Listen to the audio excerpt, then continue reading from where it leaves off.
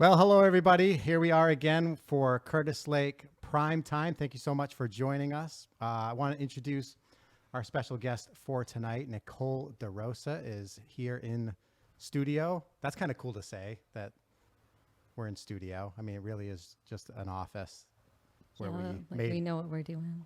like we know what we're doing. We have some equipment and we made a nice wall for you to look at. Studio. Yes. Other than that, it just kind of is what it is. But Nichole's here. She's going to share some information for us about an organization that she's been with for quite some time now, Thrive, one of our global outreach partners. So we're excited for that. A little later on, I had the opportunity earlier today to talk to Pastor Marian over in Romania.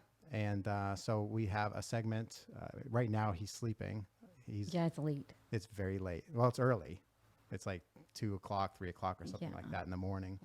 So instead of having him have to get out of bed and head over to the church to do this live, we decided to re-record it. So we'll play that. And then, of course, we have cooking with Patty and Mary.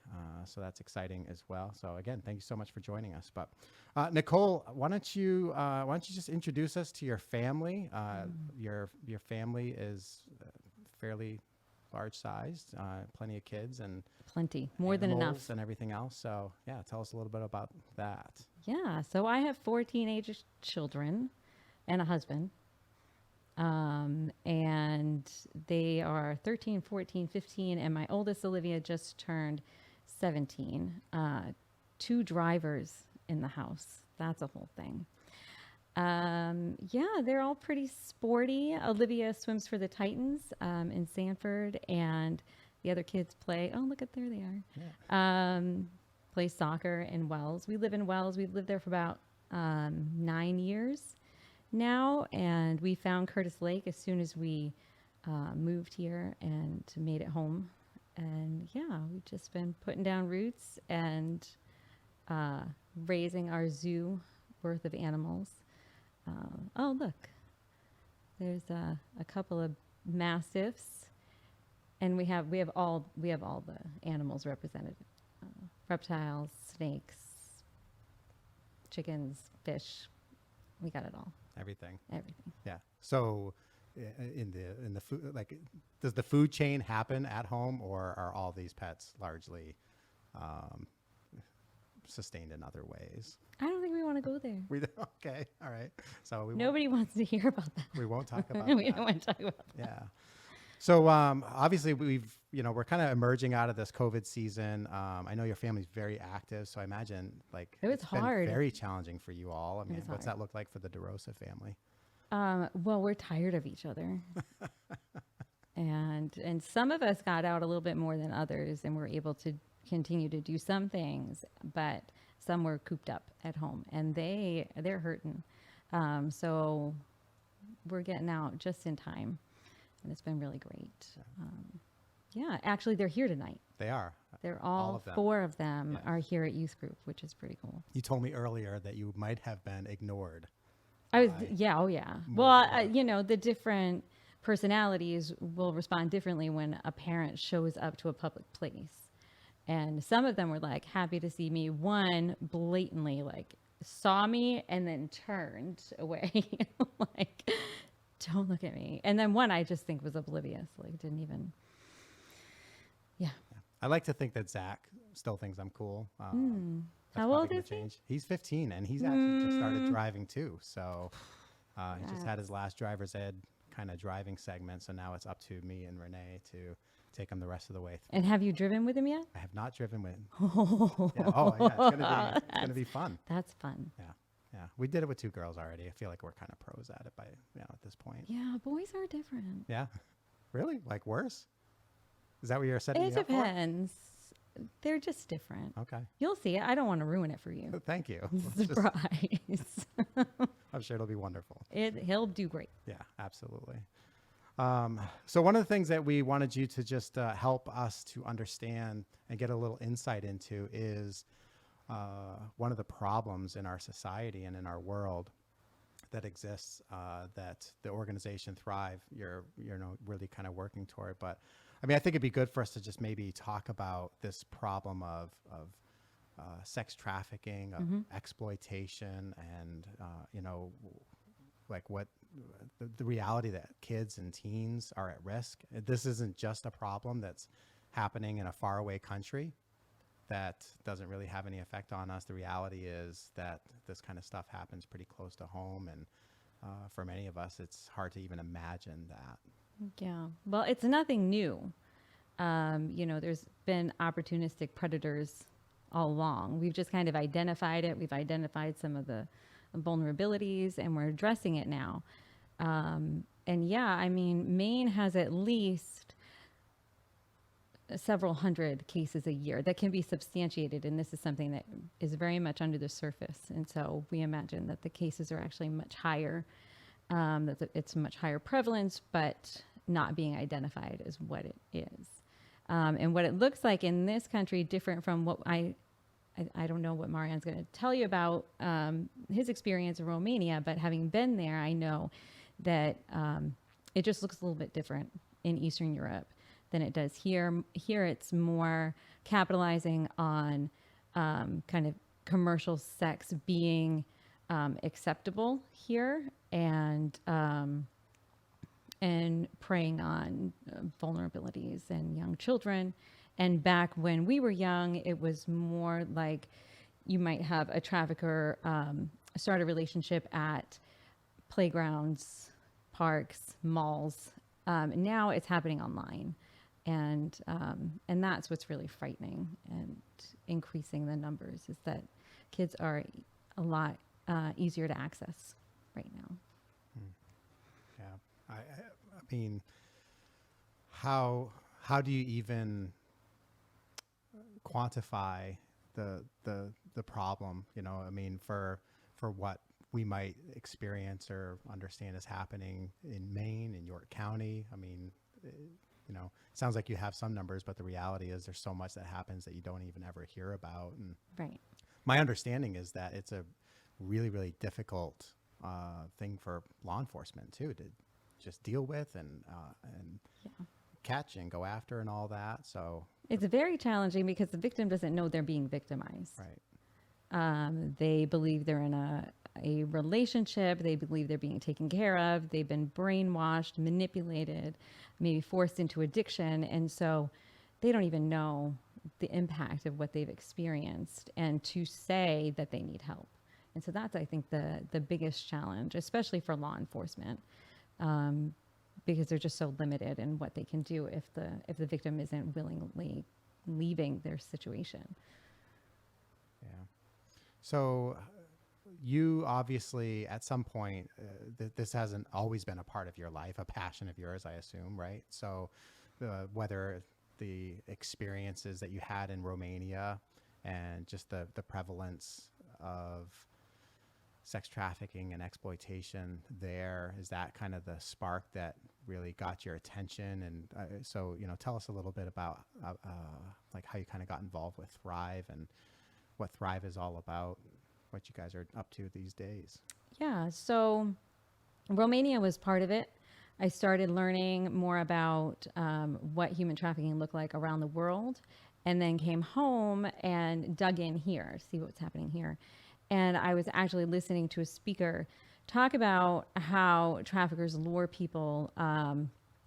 They are just really adept at honing in on vulnerability and kind of recognizing weakness and capitalizing on that. And so I'm hearing that, and I'm getting really frustrated because at this point I have 4 young children, and I am just alarmed and by the threat to my own kids. And then as the speaker continues to go into the tactics and, offering jobs and offering opportunities, and the deeper the explanation goes, the more I realize that I actually had this experience. And so when I was at Northeastern as a freshman, my housing situation kind of fell through. And so I was working many jobs, trying to pay for school.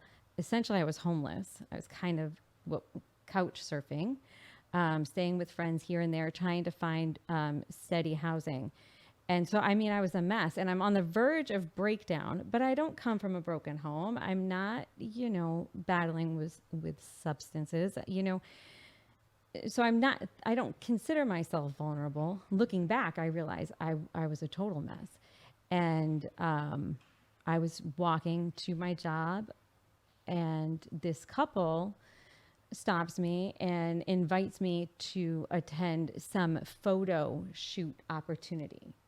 And they give the impression that there is, it's a legitimate job opportunity, that there's money involved. This is very appealing to me. I'm a struggling student. I'm currently homeless.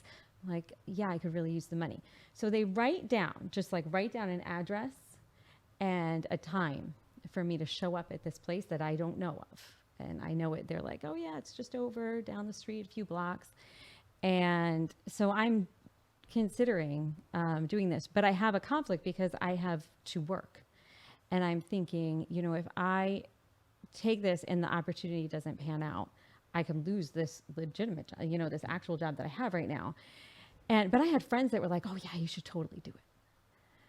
And so I don't go. I stick with it, and things got much rockier for me after, and then eventually obviously turned around. But years later, I finally realized what that was and what the threat was, but I had no idea in the moment, and I didn't have the vulnerabilities of some of these kids who are lured into trafficking, and that was especially alarming to me. And at that point, like, I couldn't unknow what I knew, and I couldn't not do anything. And so that's kind of how my work with Thrive kind of evolved from there. And it hasn't gone away. I still, even sharing that, I just get, fired up that it's just way too easy. It's way too easy to poach our kids. Right. And it's just getting easier. So, yeah. Are there some kind of classic signs or, some of these vulnerabilities that you're able to identify? Which is being young is a vulnerability. But certainly homelessness, substance use, just a challenging home dynamic, any of those things. Not having accountability, especially online. These days, it's very different. So kids are online more than they're not. And I don't think parents realize how accessible they are. And that's how traffickers are luring the kids in now. They're using extortion. They are setting up fake profiles, the same relational tactics, essentially, as before. But it's so much easier because they're not face-to-face, so they can make up a profile and pretend to be another teenager and then develop this relationship. And then when it's too late, reveal who they are. And now they will use whatever they have on their prey to get them to do more and exploit them that way. Yeah. So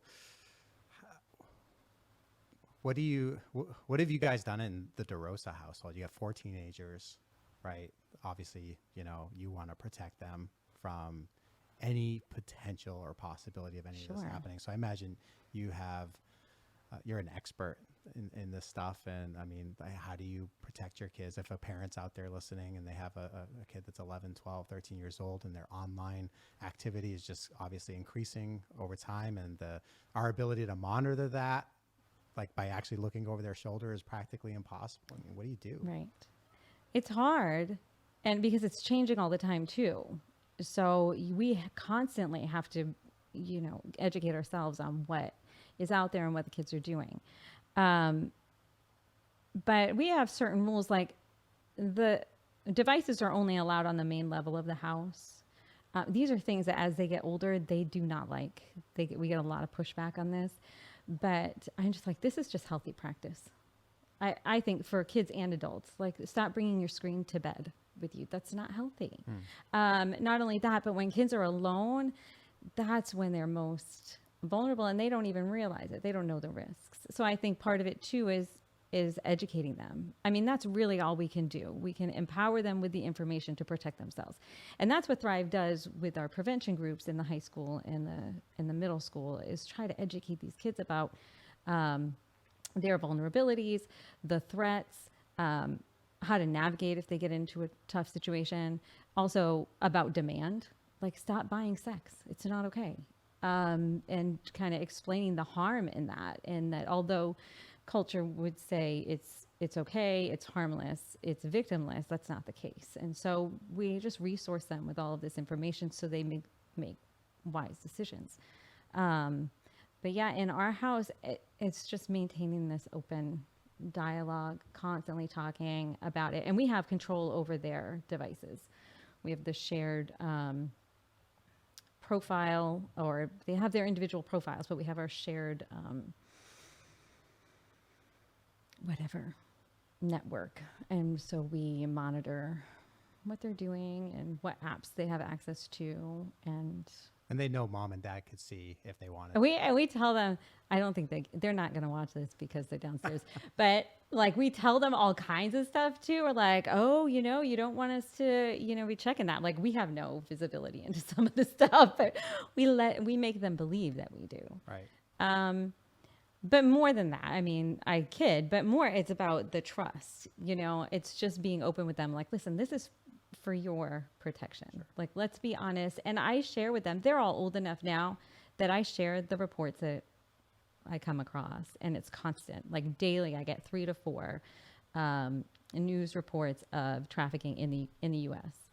and in New England. And so I share some of that information, not to scare them, but just say, listen, this is real. This happened. If this were to happen to you, what do you think you would do about it? How could you, navigate that? And so we just keep talking. Maybe scare them a little bit. It's scary. Yeah. I mean, it is scary. It's okay to put a little scare. A little, yeah. but mainly we grew up with stranger danger, right? And all this stuff about, what's it going to take to get my kid to not get into somebody's van? And well, now Uber, now they're all confused. It's the complete opposite. Right. Yeah. We're undoing all that stranger danger. Yeah. Wisdom. So you mentioned Thrive, and you say tell us, who's we now at Thrive? What does that organization look like? Awesome. It looks amazing. I think we're probably 12, a team of 12 staff and volunteers, professional volunteers. So our volunteers aren't paid, but they bring their professional experience to do whatever it is we need, which is amazing, and it makes it all possible. And we have prevention trainers doing trainings in the schools. Like I said, we have survivor leaders who lead group work with other survivors, and they do one-to-one mentorship. And then we have those working on program development for residential restorative care, which would be in individual homes and recruiting families to do that kind of work. Wow. So you're actually involved in some We're right now we are partnering with families that aren't necessarily they have an at-risk child, but hasn't necessarily been trafficked. We haven't placed any children in homes who have been trafficked yet, but we're recruiting families to be trained to do that. That's part of the long-term plan. Mm-hmm. Oh, that's amazing. Yeah. So, and a big part of the work is education in schools too, right? You mentioned that that's huge. How do you establish this relationship with a school, and what does that look like when Thrive goes into the school? Is it just a big general assembly? Are you going into classrooms? I mean, is there some identification where, a student has surfaced as, hey, this such and such has happened, and now you're kind of involved in some kind of mitigation effort there? I mean, how does that all work? Yes, all of those things. Yeah. Whatever the school needs is what we'll do. Ideally, we would have 6 weeks and a classroom style experience, and we could hold multiple classes throughout the year. But we can also do an assembly style presentation with a survivor story, which is very impactful. And then we have gone into schools specifically because they know that there are cases. And we've done the prevention and at least kind of started the conversation. Because again, victims don't know that they're victims. They don't really understand the impact that the exploitation has had on them. And so we have to kind of educate them before they'll come forward to accept support. And so that's part of it as well. Right. Yeah. I mean, even the experience that you had in college that you relayed, I mean, if you had that information at the time, the kind of information that you're sharing right now, you would have been able to identify that so much more. But I wouldn't even, I wouldn't have even considered it. Right. Turn and yeah, run. I know what you're about, and walked away. Yeah. Yeah. That's great. So have you worked in any schools around here that? Sanford. You've been in Sanford? We've Nice. been in All right. Sanford. We've been in, I don't know if we did a group. We had several scheduled when COVID hit. So we had ramped up, and we were in schools in Lewiston actively, Saco and Sanford. And then we had Noble and Wells that were ramping up when COVID hit. So that has been really challenging because we just don't have access to the kids. Yeah. But the traffickers do. Right. Yeah. And So meanwhile, more, right, like the problem more so didn't than go ever. away. Exactly. Absolutely. Yeah. Wow. Well, that's great. I mean, we really appreciate, just the incredible work you're doing there. So glad to have you as a partner in our global outreach. Well, we appreciate Curtis Lake, just the constant support, the prayers. It wouldn't be possible without that. Yeah. So, well, thank you. All right. So we're going to take a break. We're going to take a break, but we're actually going to have an old friend of yours chime in here. Marian. So yeah, it would have been nice to have him live, but That would have been amazing. you'll just have to kind of. He would have come on too. He would have. Even, He would have done he it. Wouldn't have even He questioned offered. it. He offered. I didn't want sleepy Marian. He's kind of sleepy in this thing as it is. So I mean, he hadn't had dinner yet. Oh, that's But yeah. risky. So we'll just we'll take a few moments, slip into a little interview that I had with Marian. So check out this conversation here. All right. Well, joining me now, all the way from Romania, is Pastor Marian. Everybody say hello to Pastor Marian. How are you? Good, thank you. Greetings from Romania. So tell us, how are things going over there in Romania? Well, I would say things are much better right now because we are just, our country is lifting all the restrictions for COVID-19. So we don't have to wear masks in the public right now. Schools are back in business. All the kids are going to school. Businesses are open. The vaccination campaign is doing tremendously well in Romania. So I would say that things are getting back to normal from COVID-19 perspective. As a church and as a Valoare Plus, the NGO that we are running, things are going really well. Despite the COVID-19 pandemic, the church has been really experienced growth and in many ways reaching in new ways to the people and to the community around us. And with Value Plus, the same. All of the projects that we have are full speed ahead right now, and we have new people in the team that had been added, and things are going really well. Praise God! So I'm really thankful. Oh, that's incredible. So you really haven't seen much of a slowdown as far as ministry is concerned over the last, 14, 15 months or so? I would say right in the beginning, last year, in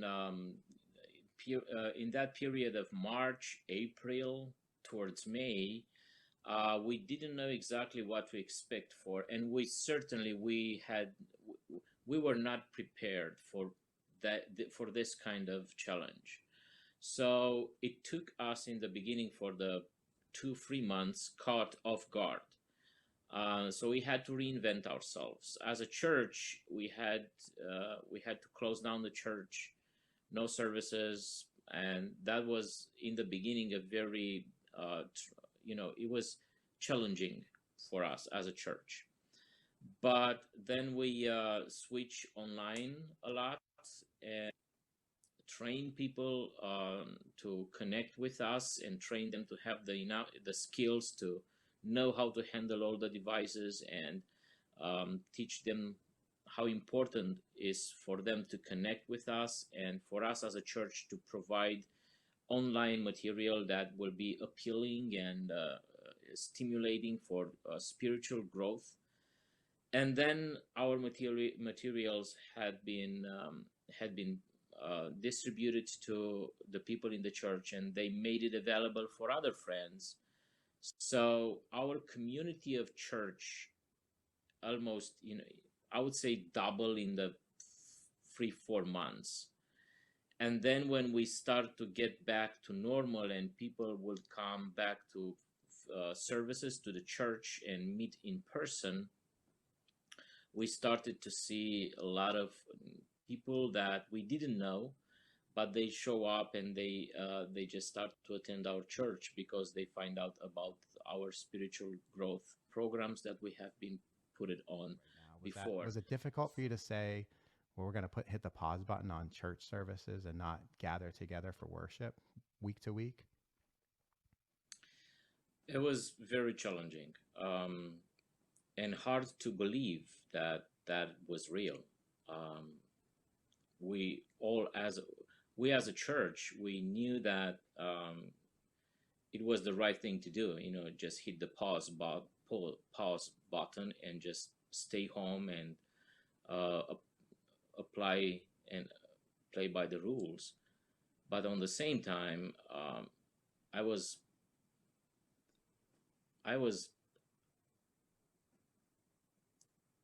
almost devastated. I remember the first Sunday I came to church by myself, and there was no one. It was just me, and I was just sitting on a chair Sunday morning, 10 o'clock, ready for the church to start. No one is in the building, and just couldn't believe my eyes that we are living in a time when our church, despite the freedom and the democracy we have, the church has been closed and no one is allowing to come to the service because of the health conditions that we were living in. So I went to the door, to the stairs, and I meme and I actually play just as always I was doing, just greeting people on the way to the church. So I start to greet people like a crazy man by myself in the church and say, hello, Mr. Liviu, welcome to the church. Hello, Vali, how are you doing? How your week has been? Hello, Donna, and just greet everyone. No one was there, but it was difficult. No question about it. It was so you actually went crazy a little bit. Yeah, I can imagine if someone would record me, say what? Yeah, I heard of pastors rather than preaching to an empty room where they're making posters and headshots of people that they're setting up in the chairs so that at least it looked like there was an audience there. But it sounds like your imagination is even greater than theirs, and you went to another extreme. Yeah, I was not ready for this. I was not trained for that. It was difficult to just open my phone and do a live with my phone. It was challenging. I mean, one thing I think you probably could teach us a little bit about in reference to small groups. I mean, tell me how small groups have looked for you, because that's certainly been a challenge for us that I don't think have really even tried to tackle. Well, we had for I would say maybe 6 months, 6 to 7 months, we had home groups online. We create Zoom accounts for each group, and they will meet virtually. But then after vaccines started to come, or some of the people had already been going through COVID-19 and have the immunity system already,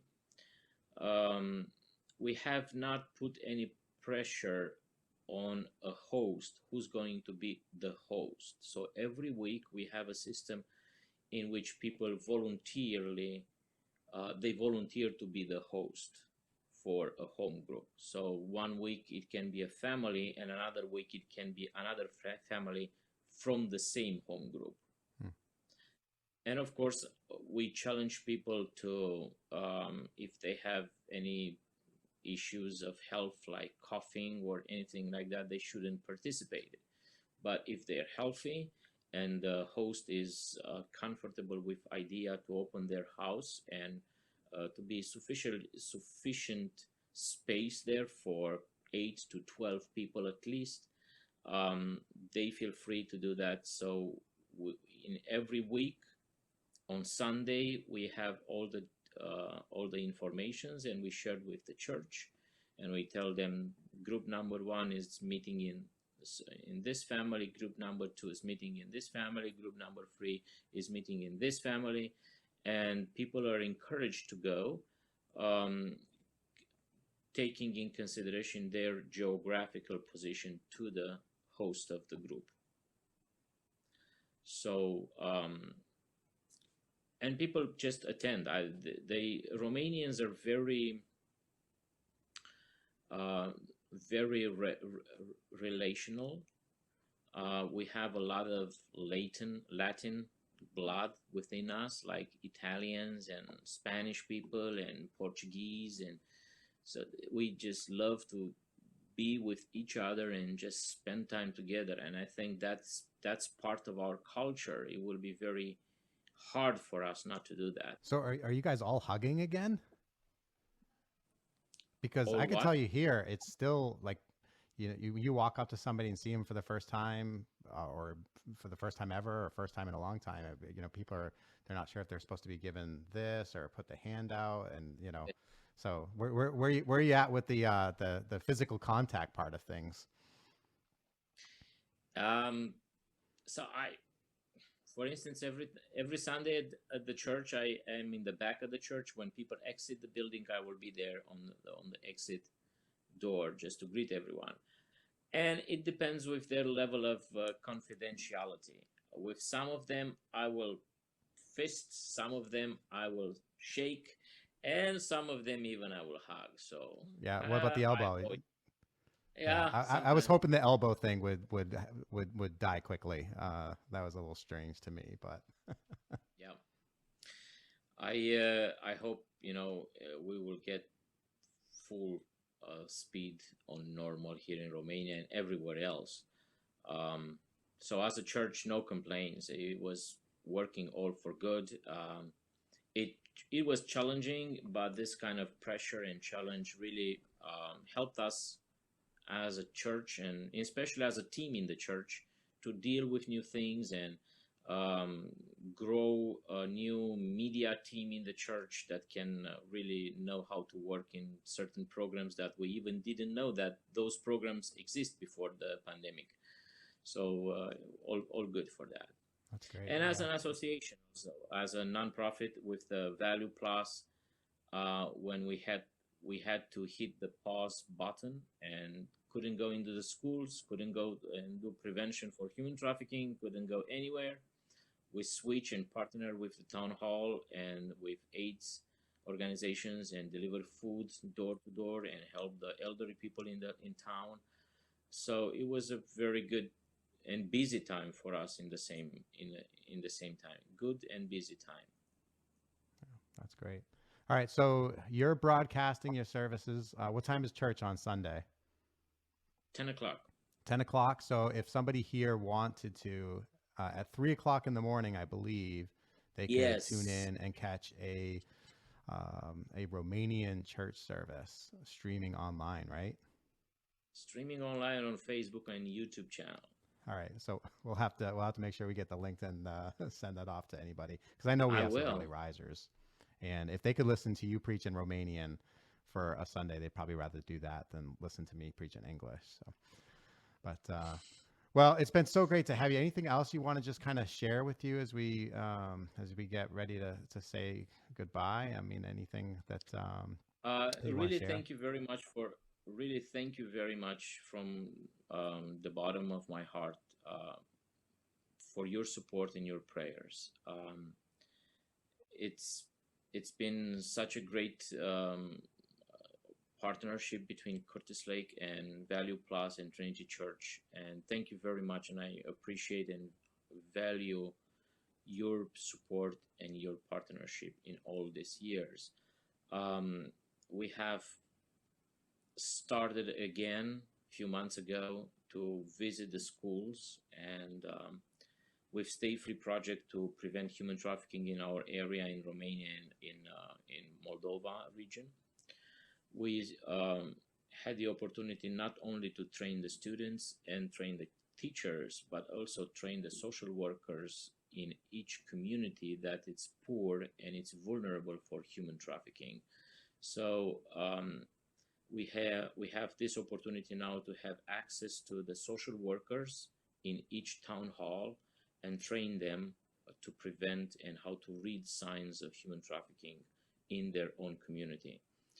And just in the beginning of May, we start also to work on post-trauma care for human trafficking victims, working in partnership with two organizations from Germany. And when they have victims of human trafficking, they usually that are from our area, from Moldavia area, they're sending them, helping them to come back, and we provide support here on the field in renting apartments for them, and also provide mentorship and help them to get a job and help them also with daily expenses. So it's a whole new dimension for our NGO that we're stepping in now, and just really welcome your prayers in that regard. Yeah, absolutely. Well, I can't tell you, it's such an honor and a privilege to be partnering with you. Like I said, I mean, I believe there's just a real kinship, and I appreciate you and the amazing work that you do. You really are an inspiration. Just the ability that you seem to have to go after what feels to me like just a lot of amazing things, and the way in which God uses you is absolutely incredible and powerful. And we just pray that he'll continue to unleash you as you're making a difference over there. I do want to give you a chance. So tonight on our podcast, I am going to be doing the podcast with Nichole DeRosa. So I just want to give you a chance to say hello to the DeRosas, because I know they've been over there with you multiple times, and who knows, maybe they'll be able to get over there again one of these days. Yes, just want to greet DeRosa and thank you for their support and faithful prayers and support to our organization, and just let them know that my garden is better than theirs now. So all they have to do is to come back to Romania so we can compare. And I don't know, who knows, maybe this year in the autumn I will pay a visit to Curtis Lake. Well, He's challenging us. it does sound like there's a bit of a challenge. That doesn't surprise me. Yeah. Do you believe that pretty his garden is competitive. better than yours? Yes, I do, because that's what he did All right. when he was out of church. He was building this amazing greenhouse. Yeah. We love Marian. That's great. I did talk to him a little bit afterward, and he talked about the garden again, and just I think it was the experience he had with you and your garden that really, I don't know, compelled him to go after this thing. So Well, we love having them here, and we love going there. It's been a great partnership. He inspires a lot of the things that Thrive does. I mean, you heard him talk about the work that they're doing there, and they weren't doing any aftercare work. And like he was just saying, and now they're taking it on. And those were some of the last conversations that we were having the last time we were able to be in country, in Romania, was about, Value Plus moving into doing some of that restorative care work, because it's a big leap, but it's exciting, the progress that they're making. And I'm excited to go back and see it yeah. again. Yeah. Well, we'll get a team back over there again. soon, I'm sure. When you guys have been over there more than once, have you taken the whole family there? Mm-hmm. You have? Our second trip was the whole family. Okay. How'd that go? It was amazing. It was frightening. Like the kids were pretty young. So getting it all together in the planning, it was a lot of work. But once we got there, it was incredible. And they instantly, bonded with Marian's family. And, the rest is history. Now we're comparing gardens. That's right. So that's great. Well, it's been great to have both of you on tonight. it was so good to see you. Yeah, thank you so much for joining us. And with that, we're gonna sign off with a little cue for the Cooking with Patty and Mary show. We're gonna head over to Nicaragua.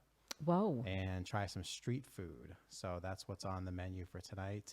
Enjoy this little instruction on how to make, I can't even tell you what it's called. It's from Nicaragua. That's as much as I know. But Nichole, thank you so much for joining us tonight. Thanks for having me. Thank you all for joining us as well. Check this out, and we'll see you again next week.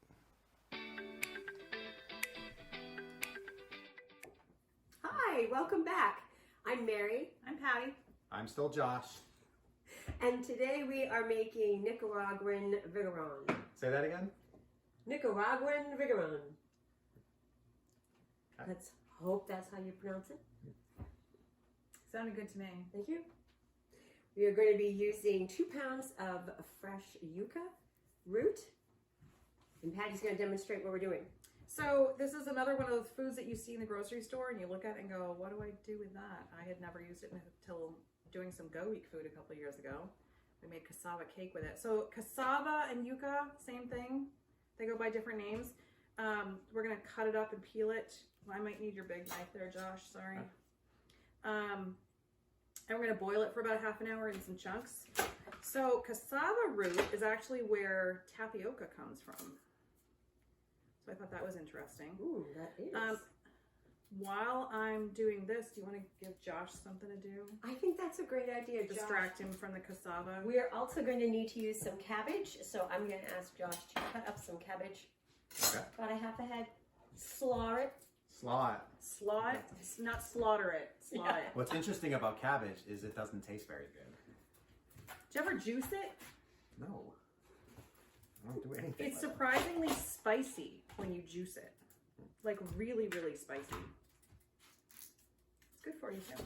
Yeah. Isn't cabbage one of those negative calorie foods that like you burn more calories eating it than you take in? I think so. All right, so what is this going to look like, Mary, when we get done with it? How did you share that with us? Well, this is a street food, right? Yes, it is a street food. So it's one of those things that you come up to the food vendor on the street and find it. So we're gonna have the cassava cooked. That's kind of pretty. Nice. Was that hard to peel? No, it actually wasn't.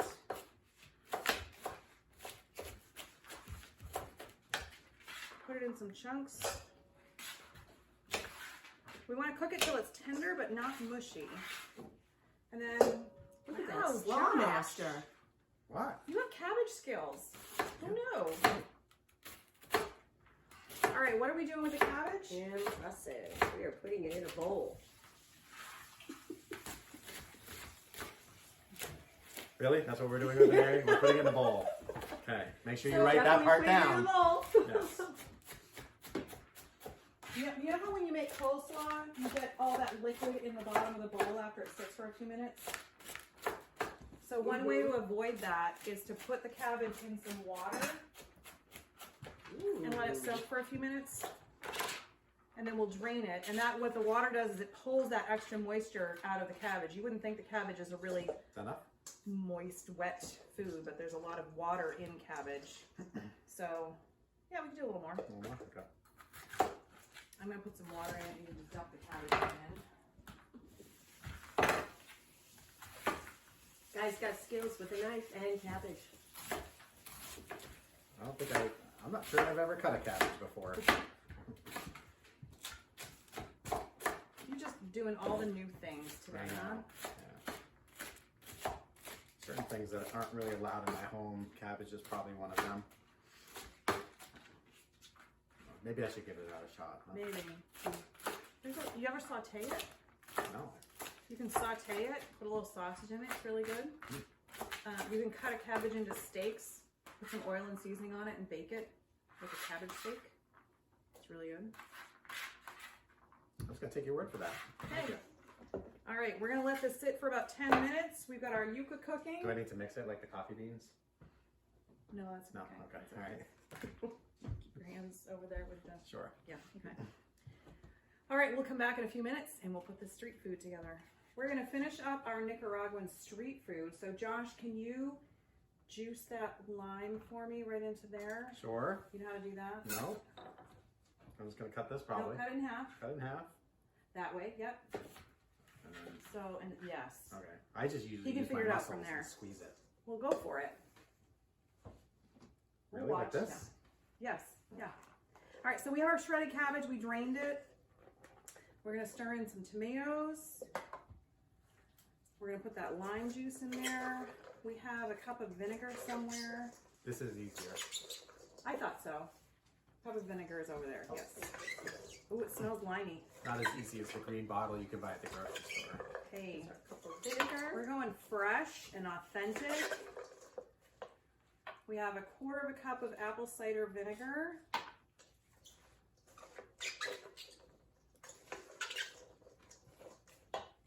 We're going to put some salt in this.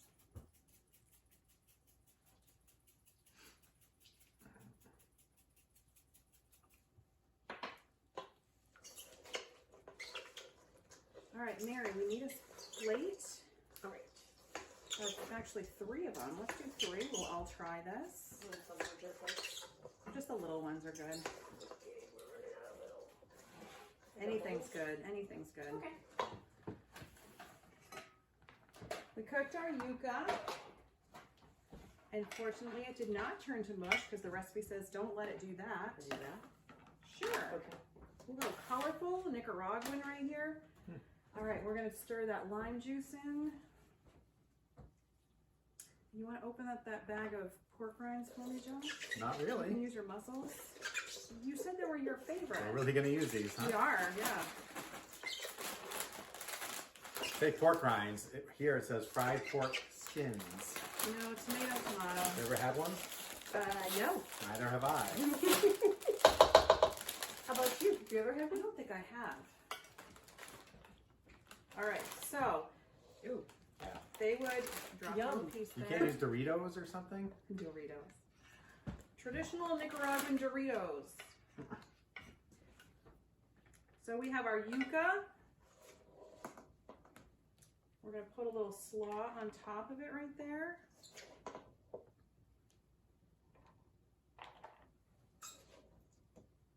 Josh, I'm going to let you put some of those pork rinds right on top as a garnish.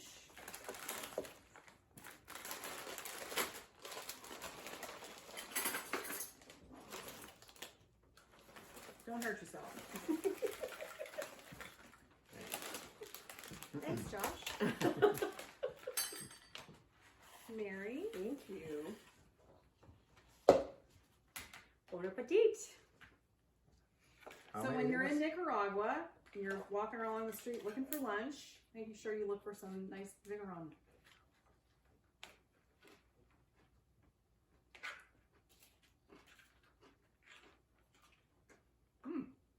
So the slaw is really tasty. The cassava has a very potato Yes, it does. texture and flavor. Josh is loving it. Without We can tell. downing it. Do they do street sausages in Nicaragua as well? I don't know. Were you kind of hoping maybe we'd done that instead?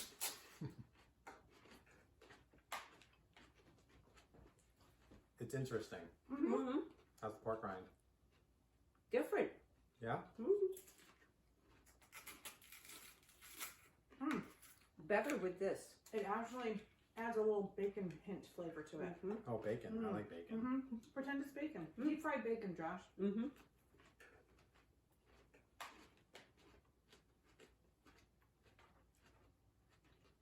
See, that's better now, right? Mm-hmm. See, it's all about your mental state when you go in. Mm-hmm. Mm-hmm. All right. That was interesting. Yeah. Again, what is this thing? What's that for? Yuca. And you make tapioca with it, right? So ground cassava turned into a flour. I don't know how they process it, but yes, you can make tapioca flour, and then tapioca is made out of that too. So.